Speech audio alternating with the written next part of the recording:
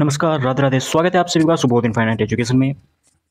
आज का हमारा प्यारा सा जो लेक्चर है वो है आपके medical surgical nursing second, MSN second या अडल्ट हेल्थ नर्सिंग सेकेंड के ऊपर यूनिट नंबर 4 के बारे में हम आज डिस्कस करने वाले हैं, जो कि आपके वन शॉट रहेगी। ठीक है, जैसा आप सबको पता है मेनली हमारे जो लेक्चर है वो वन शॉट रहते हैं। कुछ कुछ रहते हैं जो कि पार्ट 1 या पार्ट 2 में चले जाते हैं, लेकिन मेनली वन शॉट में आपकी क्लास रहती है। ओके, तो आज हम स्टार्ट करते हैं यूनिट नंबर 4। यूनिट का नाम है आपके nursing management of disorder of male reproductive system. Male reproductive system के बारे में हम आज डिस्कस करेंगे, कौन कौन से डिसऑर्डर है उनके बारे में हम आज पढ़ने वाले हैं। ठीक है, बीएससी नर्सिंग 4 सेमेस्टर का ये क्लास रहेगी आपके। स्टार्ट करते हैं आज का लेक्चर। आपकी सबसे पहले आपकी हेडिंग आती है, देखो जब हम सिलेबस देखते हैं तो सिलेबस में सबसे पहले आता है आपके पास कि सिलेबस देखा होगा आपने, तो उसमें है आपके कि सबसे पहले तो आप एनाटॉमी एंड फिजियोलॉजी देखो मेल रिप्रोडक्टिव सिस्टम की, तो वो सभी हमने देख रखी है। फिर आता है डायग्नोस्टिक टेस्ट के बारे में भी, कौन कौन से टेस्ट वगैरह है डायग्नोसिस, तो हम साथ के साथ देखते चलेंगे। ठीक है, फिर आता है आपके पास टॉपिक। ओके, तो सबसे पहले हम टॉपिक देखते हैं कि हाइपोस्पाडियासिस। ठीक है, हाइपोस्पाडियासिस, व्हाट इज हाइपोस्पाडियासिस। देखो इसमें क्या है, दो वर्ड से मिलकर बना है, हाइपो एंड स्पेडियासिस। तो एक तो हो गया हाइपो, एक हो गया स्पेडियासिस। ठीक है, तो हाइपो का मतलब तो होता है बिलो और इसका मतलब होता है ओपनिंग। ठीक है, क्या होता है ओपनिंग, तो ये बात याद रखिए, अभी आगे मैं इसके बारे में डिस्कस करूंगा। हाइपो का मतलब होता है बिलो और स्पेडियासिस का मतलब होता है ओपनिंग। तो hypospadias is a congenital defects of the penis. Hypospadias क्या है, हाइपोस्पेडियासिस क्या है कि एक तो कोजेनाइटल डिफेक्ट्स होता है। ठीक है, किसका, पेनिस का। पेनिस सबको पता है पेनिस की स्टडी सबने कर रखी है, तो पेनिस है, पेनिस का हाइपोस्पेडियासिस क्या होता है, कोजेनाइटल डिफेक्ट्स होता है, resulting in incomplete development of anterior urethra, corpora cavernosa and foreskin. ठीक है, जिसमें क्या होता है, इनकम्प्लीट डेवलपमेंट होता है किसका, एंटीरियर यूरिथ्रा का, कॉर्पोरा कैवर्नोसा एंड फोरस्किन, इनका क्या है, क्या होता है, इनकम्प्लीट डेवलपमेंट होता है। और ये क्या होता है, एक कोजेनाइटल डिफेक्ट्स होता है किसका, पेनिस का। ओके, यहाँ तक बात कर ली हमने। अब इसमें होता क्या है, इसमें होता क्या है कि hypospadias is the congenital abnormal urethral opening on the ventral aspect of the penis. ठीक है, वेंट्रल एंड डोर्सल, आप सबको पता है वेंट्रल एक तरीके से आगे का पार्ट होता है और डोर्सल है वो पीछे का होता है। ठीक है, तो इसमें क्या हुआ कि opening on the ventral aspect of the penis, penis के वेंट्रल साइड में इसकी ओपनिंग होती है। अब हम इसका डायग्राम देखें, सबसे पहले डायग्राम देखोगे तब आपको पता चलेगा। ये तो होती है नॉर्मल, ये हो गया नॉर्मल, ये यूरिथ्रा है, ये यूरिथ्रा है, नॉर्मल यूरिथ्रा है। नॉर्मल यूरिथ्रा की ओपनिंग आप सबको देख पा रहे हो कि यहाँ पर इसकी ओपनिंग है। लेकिन होता क्या है, हाइपोस्पाडियासिस में क्या होता है, जो ओपनिंग है वो कहाँ पे हो जाती है, नीचे की साइड हो जाती है। कहाँ पे हो जाती है, नीचे हो जाती है। और जो जैसा हमने देखा भी, हाइपो मतलब बिलो, हाइपो मतलब बिलो एंड स्पेडियस मतलब कि ओपनिंग। तो ओपनिंग कहाँ पे हो गई, ओपनिंग है ये, ओपनिंग हो गई नीचे। ठीक है, जबकि जो यूरिथ्रल है मेनली कहाँ पे होता है, यहाँ पे होता है। ठीक है, पेनिस का जो फोरस्किन है वो कहाँ पे, ये है। लेकिन होता क्या है कि ओपनिंग नीचे हो जाती है। ठीक है, यहाँ तक हमने बात कर ली। एपिस्पेडियासिस है, उसमें क्या होती है, एपी मतलब अबो, यानी ओपनिंग कहाँ हो जाती है, ऊपर हो जाती है। ओके, अब बात समझ में आ गई आपकी, जैसे डायग्राम देखा तो उससे आपको समझ में आ गया। अब बात कर लेते हैं पैथोफिजियोलॉजी की, यानी कि होता कैसे है ये। At one month of gestation के पहले मंथ पर क्या होता है, male and female genitalia are indistinguishable. However, under the influence of the testosterone, the male genitalia become masculinized. By the end of first trimester, the penile urethra and foreskin are completely formed. ठीक है, हुआ क्या है, at the 1 month of gestation के जो पहले month है, first month होता है, उस टाइम पर क्या होता है, मेल एंड फीमेल जो जेनाइटेलिया है वो अलग अलग हो जाते हैं। ठीक है, और सेपरेट हो जाते हैं, और टेस्टोस्टेरोन है जो कि मेल जेनाइटेलिया में कन्वर्ट हो जाता है। मेल जो जेनाइटेलिया है उसके लिए टेस्टोस्टेरोन काम करता है। ठीक है, उसके बाद में क्या होता है, जैसे आप सबको पता है कि जो ट्राइमेस्टर कितना होता है, प्रेगनेंसी के टाइम पर 3 ट्राइमेस्टर होता है। एक ट्राइमेस्टर आपके अप्रोक्स 43 वीक का होता है, हम लेके चलते हैं 84 डेज का, 84 डेज, ठीक है। उस टाइम पर क्या होता है, end of the first trimester होता है, उस टाइम पर पेनाइल यूरेथ्रा एंड फोरस्किन ये कंप्लीटली बन जाती है, ठीक है। ये तो हमने देख ली नॉर्मल बात, लेकिन इसमें होता क्या है, इसमें क्या होता है, एबनॉर्मलिटीज क्या होती है इसकी, कि in the development such as decreased testosterone, जो टेस्टोस्टेरोन है जो कि मेल जेनेटेलिया के लिए इंपॉर्टेंट होता है, वो क्या हो जाता है, डिक्रीज हो जाता है, उसकी जो प्रोडक्शन है वो डिक्रीज हो जाती है। Decrease testosterone production can lead hypospadias, ठीक है, जिससे क्या होता है, हाइपोस्पैडियसिस एबनॉर्मलिटीज है वो डेवलप होती है, ठीक है। यहाँ तक कर ली हमने बात। आगे चलते हैं ईटियोलॉजी के बारे में। अब ईटियोलॉजी क्या होता है, ईटियोलॉजी का मतलब होता है कॉजेज ऑफ डिजीज, मतलब डिजीज क्यों हुई है, कारण क्या इसका। तो फर्स्ट आ गया आपके majority of the cases have no known etiology but may show genetic inheritability, ठीक है। मेनली क्या होता है, जो मेनली मेजोरिटी के जो केसेस है उसमें इसका कारण हमें पता नहीं है, लेकिन ये जेनेटिक हेरिडिटी के कारण भी हो सकती है, जेनेटिक हो सकती है। अनडिसेंडेंट टेस्टिकल्स इंग्विनल हर्निया में भी एसोसिएटेड, ये भी इसके क्या है, कारण हो सकते हैं। अनडिसेंडेंट टेस्टिकल्स मतलब कि जो टेस्टिस है वो स्क्रोटम में गए नहीं हो, भाई टेस्टिस होते कहाँ पर, स्क्रोटम में होते हैं, लेकिन ये एब्डोमेन से किसमें, स्क्रोटम में गए नहीं, स्क्रोटम में पहुंचे नहीं है टेस्टिस, उसे बोलते हैं अनडिसेंडेंट टेस्टिकल्स। आगे देखेंगे अभी हम। फिर आता है क्लिनिकल मैनिफेस्टेशन हम क्या करते हैं, साइन एंड सिम्टम्स की बात करते हैं। तो इनएबिलिटी टू वॉइड या void with penis in normal level position, जो नॉर्मल पोजीशन होती है पेनिस की, यूरिनेशन की, मतलब कि यूरिन आउटपुट की, उसमें इनएबिलिटी हो। भाई जब यूरिन आउट करते हैं, यूरिन बाहर निकालते हैं, तो उस टाइम पर जो पेनिस की जो नॉर्मल पोजीशन होती है वो इनएबिलिटी हो उसमें। Spraying of urine when voiding, जब यूरिनेशन कर रहे हैं तो वो कैसा, एक तरीके से स्प्रे के टाइप में हमें देखने को मिलेगा, ठीक है, जैसे स्प्रे करते हैं उस टाइप में। Having to sit down urine, मतलब बैठ कर यूरिन में, ठीक है, सिट डाउन यूरिन मतलब कि बैठ कर करते हैं। डिफिकल्टी इन सेक्सुअल इंटरकोर्स है, उस टाइम पर हमें डिफिकल्टी होगी, ठीक है। ये होगी इसके साइन एंड सिम्टम्स की बात। फिर आता है डायग्नोस्टिक इवेल्यूशन, मतलब कि टेस्ट कैसे हमें कैसा पता लगाए कि इसको ये हो रही है। तो इसका कोई टेस्ट नहीं है, कोई डायग्नोसिस नहीं है, ये केवल विजुअल ठीक है, हम इसको फिजिकल एग्जामिनेशन के तौर पर हम देख सकते हैं। ट्रीटमेंट की बात करें तो ट्रीटमेंट में होता है सर्जिकल, आपके ट्रीटमेंट कर सकते हैं इसके, surgical reconstruction between age of 6 and 18 months, ठीक है, 6 से लेकर 18 महीने तक ही ये पॉसिबल है इसका रिकंस्ट्रक्शन सर्जिकली। फिर आता है कॉम्प्लिकेशंस, क्या क्या कॉम्प्लिकेशन हो सकते हैं इसके हाइपो स्पाडियासिस का, ठीक है। फर्स्ट हो गया फिस्टुला। फिस्टुला क्या होता है, एक तरीके से ओपनिंग होती है, ठीक है, opening blood vessels and organs, ठीक है। एक हो गया मिएटल स्टेनोसिस, एक होता है वुंड डिसइंफेक्शन, ये इसके कॉम्प्लिकेशन हो गए। आगे चलते हैं हम। नेक्स्ट आता है एपीस्पेडियासिस, जैसे अभी हमने देखा हाइपोस्पाडियासिस, अब आता है एपीस्पाडियासिस या एपीस्पाडियस। एपी का मतलब देखो बताया था मैंने आपको, एपी का मतलब क्या होता है, अब तो ओपनिंग कहाँ हो गई, ऊपर की साइड हो गई, ठीक है, हमने डायग्राम में देखा था। तो इसमें क्या होता है, वो कोजेनिटल यूरेथ्रल एबनॉर्मलिटीज है जो कि opening of the dorsal aspect of the penis, ठीक है। कोजेस की बात करें क्यों होता है ये कोजेस में, तो कोजेस की हम बात कर रहे थे भाई, इसके कारण क्या हो सकते हैं, वही कोजेस का मतलब क्या हो गया यहाँ पे, सर कोजेस का मतलब ईटियोलॉजी हो गई, ठीक है, बिल्कुल सही है, आप याद तो है आपको। तो कोजेस हो गया, इसका फर्स्ट हो गया कि urethra is displaced dorsally due to abnormal development of intra umbilical wall. Intra umbilical wall आपको सबको पता है कहाँ पे होती है, एब्डोमेन की वहाँ पे, ठीक है। And upper wall of urethra, इसमें क्या हो गया, एबनॉर्मल डेवलपमेंट हो, किसमें, इसमें और इसमें एबनॉर्मल डेवलपमेंट हो, उस टाइम उसके कारण हो सकता है ये। It is usually associated with exstrophy of bladder and ambiguous genitalia, ठीक है, इसके कारण भी हो सकता है, मतलब कि एक तरीके से जो जेनेटेलिया वो स्पष्ट ना हो, ठीक है, स्पष्ट ना हो, उसके कारण ये एपीस्पेडियासिस हो सकता है। Clinical manifestation sign and symptoms की बात करते हैं तो इसमें यूटीआई हो गया, यूरिनरी इनकॉन्टिनेंस हो गया, ठीक है, यूरिनरी इनकॉन्टिनेंस पता है आपको, पढ़ रखा है भाई। अब क्या है कि पहले पढ़ रखा होता है ना, तो बाद में दिक्कत नहीं आती, जल्दी जल्दी सिलेबस कंप्लीट होता जाता है।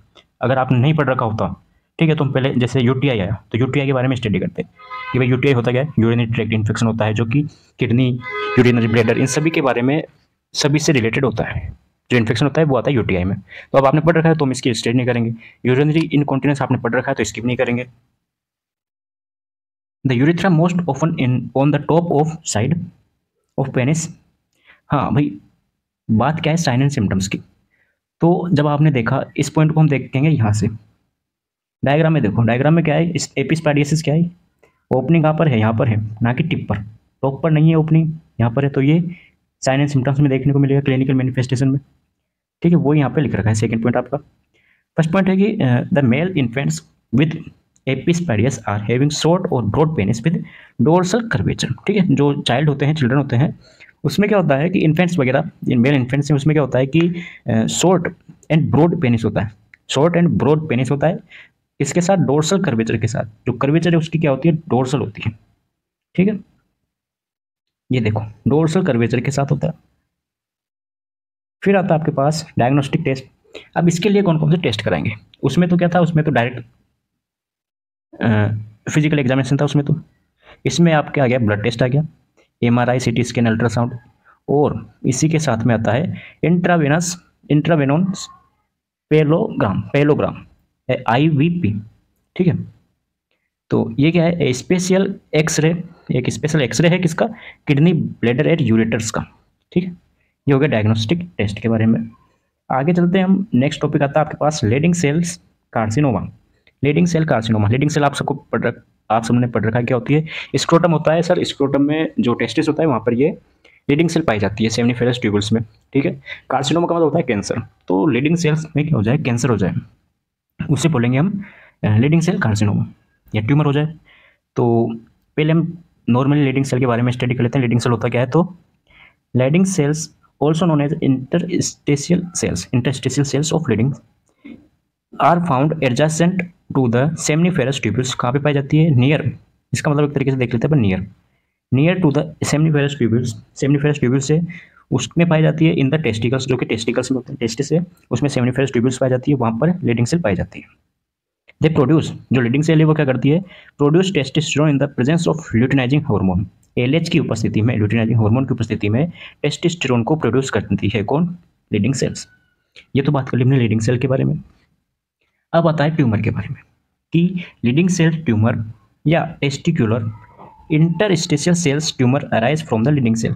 ठीक है, वही बात आ गई भाई, लीडिंग सेल में अगर ट्यूमर अराइज हो जाए तो उसको हम लीडिंग सेल ट्यूमर बोलेंगे, टेस्टिकुलर बोलेंगे। Tumour can occur at any as, किसी भी एज में हो सकता है ये tumour. It occur most often in young adult, mainly किस में होता है, यंग अडल्ट होते हैं उसमें ये कैंसर या ट्यूमर होने के चांसेस ज़्यादा रहते हैं। कोजेस की बात करते हैं क्यों होता है, तो इसका जो कारण है ट्यूमर का वो अननोन है, कोई इसका कारण पता नहीं है अकॉर्डिंग टू बुक।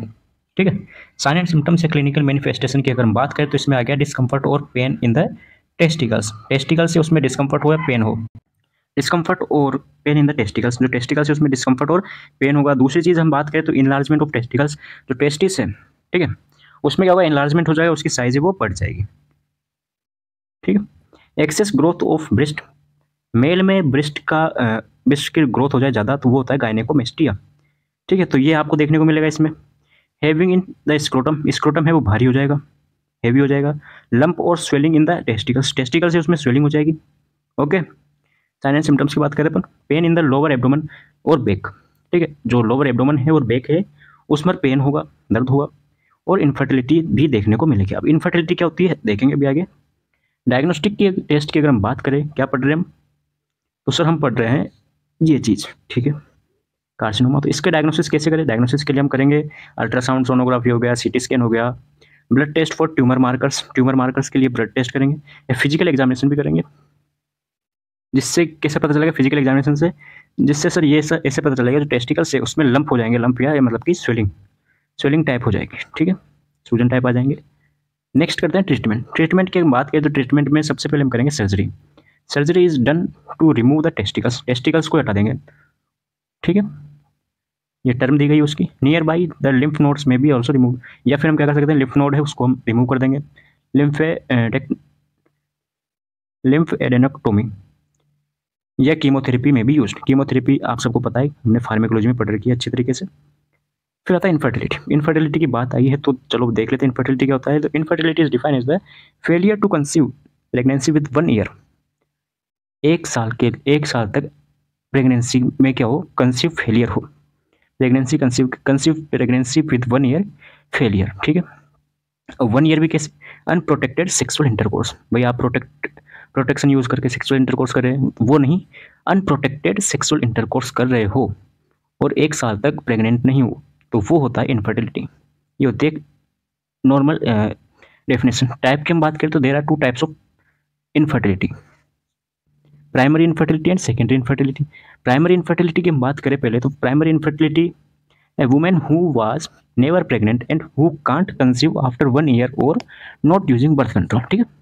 हुआ क्या है कि जो वुमेन है, कोई वुमेन है वो वाज नेवर प्रेग्नेंट, कभी भी मतलब कि अभी तक प्रेग्नेंट नहीं हुई है एक बार भी, who can't conceive after 1 year, और उन्होंने क्या किया है कि कांट कंसीव आफ्टर 1 ईयर, 1 साल तक उन्होंने without using birth control use नहीं लिए और वो प्रेग्नेंट नहीं हुई सेक्सुअल इंटरकोर्स के बाद भी, ठीक है।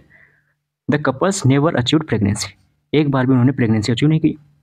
ये तो होता है primary infertility. And secondary infertility occur when pregnant again, when a woman can't get pregnant again after having at least 1 successful pregnancy. भाई एक बार प्रेग्नेंट हो चुकी है उसके बाद में वो प्रेग्नेंट नहीं हो रही है, ठीक है, एक टाइम तो सक्सेसफुल हो गई है और सेकेंड टाइम नहीं हो रही है तो वो होता है secondary infertility. The couple have previous successful pregnancy even if ended by abortion, okay. जो कपल है उन्होंने couple have previous successful pregnancy, previous पहले उन्होंने सक्सेसफुल प्रेगनेंसी अचीव कर ली है, वो चाहे कैसे भी करी हो या फिर उन्होंने एबॉर्शन ही क्यों ना कराया हो, ठीक है। तो वो होता है सेकेंडरी इनफर्टिलिटी में। एटियोलॉजी की बात करते होता क्यों है ये इनफर्टिलिटी, इनफर्टिलिटी क्यों होती है, तो loss of sperm motility, sperm की जो मोटिलिटी है वो लॉस हो गई हो, गोनेडोट्रोपिन सप्रेसिंग, गोनेडोट्रोपिन हॉर्मोन्स होते हैं जो क्या हो गए, सप्रेस हो गए हो, हाइपोस्पाडियासिस हो गया, इसके अपन एपी स्पेडियोसिस भी लगा सकते हैं, अभी पढ़ा हमने। इजेक्युलेटरी डक्ट ऑब्स्ट्रक्शन, जो डक्ट है वो ऑब्स्ट्रक्ट हो चुकी हो, जाम हो चुकी हो एक तरीके से। एजोस्पर्मिया हो गया, एजोस्पर्मिया मतलब कि absence of sperm in the semen, semen में स्पर्म ना हो, एजोस्पर्मिया हो गया। एंडोक्राइन डिसऑर्डर हो गया हो कोई भी, endocrine disorder, diabetes mellitus etcetera. Sexual dysfunction हो, कोई सेक्सुअल डिस्फंक्शन हो, use of cytotoxic drug use ले रहे हो कोई, अब यहाँ पे मेल की बात कर रहे हैं हम, कोई मेल है वो साइटोटॉक्सिक ड्रग यूज कर रहे हो। डिफेक्टिव स्पर्मेटोजेनेसिस, अब स्पर्मेटोजेनेसिस क्या होता है, स्पर्म का बनना, फॉर्मेशन ऑफ स्पर्म, ठीक है, उसमें डिफेक्ट हो। डायग्नोस्टिक टेस्ट की बात करें तो हिस्ट्री कलेक्शन हो गया, फिजिकल एग्जामिनेशन हो गया, लेप्रोस्कोपी हो गया, सोनोग्राफी, ये इसके डायग्नोसिस टेस्ट होते हैं। मैनेजमेंट कैसे करें, मैनेजमेंट के लिए हम सबसे पहला मैनेजमेंट होता है आपके पास असिस्टेड रिप्रोडक्शन, रिप्रोडक्शन में हेल्प करेंगे। This therapy includes method to improve erectile dysfunction, ये जो थेरेपी है ये इम्प्रूव करती है किसको, एरेक्टाइल डिसफंक्शन को, including ejaculation, obtain sperm and inseminated in egg, ठीक है, इन सबको ये असिस्ट करती है, हेल्प करती है इनमें। आपने नाम सुना होगा गिफ्ट, गिफ्ट सुना है, गेमेट फेलोपियन ट्यूब, ठीक है, ऐसा गेमेट इंट्रा, जो गेमेट है वो फेलोपियन ट्यूब में करते हैं, ठीक है, ये आपने सुना होगा गिफ्ट विफ्ट का, in vitro in vivo Vivo, ठीक है। दूसरा आता है ड्रग थेरेपी। ड्रग थेरेपी क्या होती है, तो the administration of testosterone is similar to that use to treat testosterone deficiency.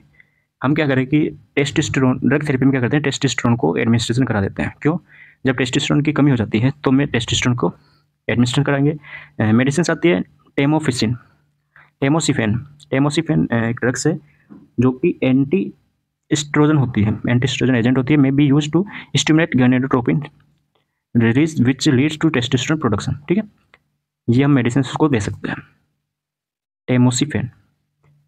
और क्या करेंगे हम, अवॉइडिंग स्मोकिंग, क्यों, it damage sperm DNA, smoking avoid करेंगे क्योंकि डीएनए है स्पर्म का उसको डैमेज कर देता है।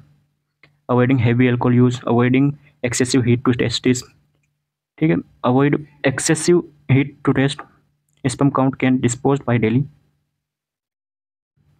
sperm counts can be deposed by daily coital activity and sperm motility may be depressed by coital activity that take place to frequency। Daily अगर कर रहे हो मतलब कि daily sperm counts can be deposed by daily coital activity, daily कोई activities कर रहा हो कोई, उससे भी स्पर्म काउंट है कम हो जाते हैं, जैसे कि फॉर एग्जांपल मास्टरबेशन, ठीक है, उससे भी स्पर्म काउंट है वो कम हो जाता है। फिर आता है आपके पास next I think last topic आपका क्रिप्टोक्रेडिज्म, ठीक है। क्रिप्टोक्रेडिज्म होता क्या है ये? Cryptorchidism also known as undescended testis is the failure of the one और both testis to descend into the scrotum. जैसा भी मैंने आपको बताया था कि जो टेस्टिस है वो स्क्रोटम में नहीं गए हो, ठीक है, स्क्रोटम में वो गए नहीं हो, फेलियर हो, वन और बोथ, या तो एक या दोनों टेस्टिस है वो स्क्रोटम में नहीं पहुंचे, तो वो होता है क्रिप्टोक्रेडिज्म। कब होता है? व्हेन वन और both of testicles do not descend into the scrotum while the foetus is developing. Foetus develop हो चुका है, जो गेमेट्स वगैरह है वो सब कंप्लीट हो चुके हैं, फर्टिलाइजेशन हो चुका है, फीटस बन चुका है, तब भी वो क्या है कि स्क्रोटम तक नहीं पहुंचे हो, ठीक है, वो होता है क्रिप्टोक्रेडिज्म। क्यों होता है ये? कैसे होता है? मतलब ड्यूरिंग गेस्टेशंस, भाई नॉर्मली अगर हम बात करें, नॉर्मल बात करें अपन, नॉर्मल वाली बात कर रहे हैं, यहाँ बीमारी की बात नहीं कर रहे हैं, नो ड्यूरिंग गेस्टेशंस, जो गेस्टेशंस है, गर्भधारण है, गर्भावस्था है, उस टाइम पर क्या होता है? The testicles form in the abdomen. Testicles कहाँ पे बनते हैं? टेस्टिकल्स बनते हैं एब्डोमेन में। क्वेश्चन आ जाए भाई टेस्टिकल्स का फॉर्मेशन कहाँ होता है? होता है एब्डोमेन में। And gradually drop through the inguinal canal. और भाई मान लीजिए जैसे कि ये एक ऐसे डायग्राम लेके चलते अपन, ठीक है, ये ऐसे पैर हो गया, ये टेस्टिकल्स वगैरह हो गया, ये हाथ वगैरह, ठीक है। तो मेनली हम बात कर रहे हैं जो टेस्टिकल्स है वो उसका फॉर्मेशन होता है एब्डोमेन में। एब्डोमेन है, यहाँ पर टेस्टिकल्स का फॉर्मेशन होगा, ठीक है। तो टेस्टिस से फॉर्मेशन हो चुका है, अब वहाँ से टेस्टिस कहाँ होंगे? इंग्विनल कैनाल के थ्रू स्क्रोटम में जाएंगे, इंग्विनल कैनाल के थ्रू स्क्रोटम में जाएंगे, ठीक है। कब जाते हैं ये जाते हैं sir around month 8 of pregnancy, pregnancy के 8वें महीने के समथिंग ये स्क्रोटम में जाते हैं, ठीक है। बना कहाँ पर है? एब्डोमेन में। और drop gradually drop in by the through the inguinal canal, inguinal canal के थ्रू ये स्क्रोटम में गया है और प्रेगनेंसी के 8वें महीने तक, ठीक है। सिम्टम्स की बात करते हैं, क्रिप्टोक्रेडिज्म के क्या क्या सिम्टम्स हो सकते हैं? तो फर्स्ट आ गया अनडिसेंडेड टेस्टिकल्स में भी पाल्पेबल और अनपाल्पेबल, या तो हम उसको पाल्पेट, अब पाल्पेबल आप सबको पता है पाल्पेट करना, ठीक है। तो वो अनडिसेंडेंट जो टेस्टिकल्स है वो पाल्पेबल भी हो सकते हैं और अनपाल्पेबल भी हो सकते हैं। मेनली अगर हम बात करें palpable means feel the undescended testicles during physical examination. Physical examination के थ्रू हम उसको पाल्पेट कर सकते हैं कि भाई ये वो फील हो जाएंगे एक तरीके से टेस्टिस।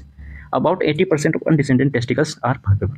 80% जो 80% होता है, 80% जो टेस्टिकल्स है वो पाल्पेबल होते हैं, ठीक है। Unpalpable means can not feel the undescended testicles, it unpalpable and it may be, ठीक है। भाई अनपाल्पेबल का मतलब क्या होता है कि वो हमें फील नहीं हो रहे, जबकि 80% क्या है वो फील हो जाते हैं। The least common location for an, ठीक है, सिम्टम्स की बात चल रही है, ये भी सिम्टम्स ही है। The least common location for an undescended testicles is in the abdomen. Location कहाँ पे होती है? उसके एब्डोमेन में होती है अनडिसेंडेड की। द टेस्टिकल्स इज आइदर या इधर वेरी स्मॉल, या तो क्या होंगे टेस्टिकल्स बहुत स्मॉल होंगे, बहुत छोटे होंगे, या फिर बने नहीं होंगे, मतलब कि वो उसका फॉर्मेशन ही ना हो। कॉजेज की बात करते हैं, सब क्यों होता है? तो एग्जैक्ट कॉज इज अननोन, ठीक है, इज नॉट नोन, कारण हमें पता नहीं है। एक कॉम्बिनेशन ऑफ जेनेटिक्स, भाई मेनली तो हमें कारण पता नहीं है, लेकिन हम वो बोलते हैं ना अंदाजा लगाए, तो it combination of genetics combination of genetics, maternal health and other environmental factor might disturb the hormones, ठीक है। ये सब क्या करते हैं? हार्मोन को डिस्टर्ब कर देते हैं एक तरीके से। Physical changes and nerve activities that influence the development of testicles, ठीक है। होता क्या है कि जो कॉम्बिनेशन ऑफ जेनेटिक्स है, जेनेटिक्स कॉम्बिनेशन हो गया, किस किस का combination? Genetics, maternal health and other environmental factor, इन सभी के कॉम्बिनेशन क्या करते हैं? हार्मोन को डिस्टर्ब कर देते हैं, जिससे क्या हुआ? Physical changes and nerve activity that influence, ये क्या हो जाएगी? इन्फ्लुएंस हो जाएगी, प्रभावित हो जाएगी, जिससे कि डेवलपमेंट ऑफ टेस्टिकल्स नहीं हो पाएगा, इन्फ्लुएंस हो जाएगा डेवलपमेंट ऑफ टेस्टिकल्स, ठीक है। कॉम्प्लिकेशंस की अगर हम बात करें, कॉम्प्लिकेशंस क्या क्या हो सकते हैं इसके? किसके? क्रिप्टोक्रेडिज्म के। टेस्टिकुलर कैंसर हो गया, अभी पढ़ा था हमने, लीडिंग सेल्स ट्यूमर वाला, ठीक है, कार्सिनोमा। ट्रोमा हो सकता है, कुछ भी ट्रोमा हो जाए। इंग्विनल हर्निया हमने पढ़ रखा है। हर्निया क्या हो जाता है? एक तरीके से वो वाल है, एब्डोमेन वाल है, वो बाहर मतलब एक तरीके से ऑब्स्ट्रक्ट हो जाती है, बाहर मतलब बाहर निकल जाती है, पढ़ रखा है हमने। Light fertility fertility problems. Fertility problem वही, अभी फर्टिलिटी प्रॉब्लम क्या हो सकती है, इनफर्टिलिटी, ठीक है, वो देख ही लेंगे हमने। तो ये आपके कंप्लीट होता है वन शॉट आपका। ये आपको नोट्स टेलीग्राम पर मिल जाएंगे, मिलते हैं, ये भी मिलेंगे, क्यों नहीं मिलेंगे, ठीक है।